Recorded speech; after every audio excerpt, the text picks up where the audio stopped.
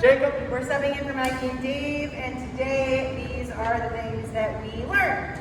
Cool. So we spent a decent amount of time reviewing anchoring, or really introducing the concept of anchoring. Yeah. Which is this feeling of after, whenever we do these patterns for 5 and 6, developing this feeling of kind of away from each other. Cool. So we introduced that idea of where our feet are in this dance, to be useful for the review, that a lot of people would call this West Coast swing, like West Coast third position. Just remember that that's where how your feet are. Cool. Like so.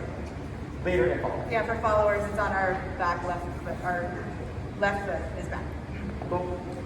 So as we do this, we talk about, as we go through a pattern, 3 and 4, we're kind of posting on 4, we're establishing where like the place that we're then going to be anchoring from. So we post on 4, and then we anchor away from each other. We imagine there's a bungee cord attached to each of our belly buttons, and we're trying to build some tension through that, in that bungee cord through 5 and 6. Right, it was a left side pass. 1, 2, 3, and post. Anchor away. Nice. So talking about anchoring a lot. That is a super important concept in West Coast swing, and one of the more challenging things for beginning dancing. Cool. So then when it came to patterns, we start with the right side pass into close. 1, 2. Leaders put my hand up on 2. 3 and 4, 5 and 6. Cool. From this angle, it was 1, 2, 3 and 4, 5 and 6. Yeah, followers, we just said that when we see that hand go up, it's a cue to us. We're going to need to move our left arm. So, I see that hand go up. I'm just going to sneak it right over my leader's arm board. You want to be really dramatic. You can also do the high drama one of, I see the arm go up. I'm ready for whatever. But be careful, because you can easily slap someone in the face doing that. Yeah, definitely be careful with that one. We did talk about close position a little bit more, really trying to emphasize that sense of stretch away from each other, right? If your weight is on the balls of your feet, it's really hard to develop that sense of stretch from each other.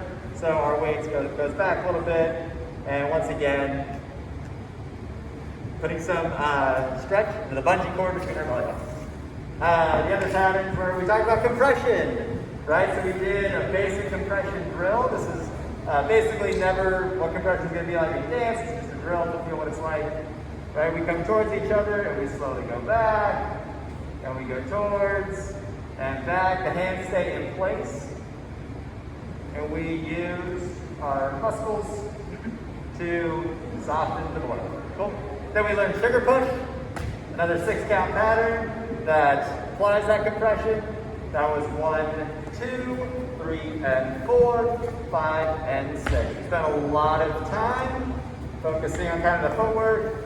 And 6, because leaders, we got to absorb the momentum. 5 and 6. It's like we're catching an egg, nice and gentle, and then redirecting.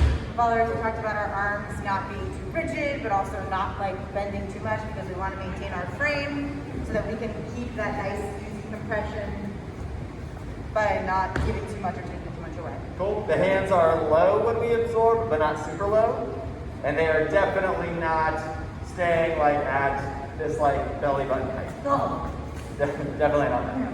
Cool. Then the last one we did was a sugar push and closed.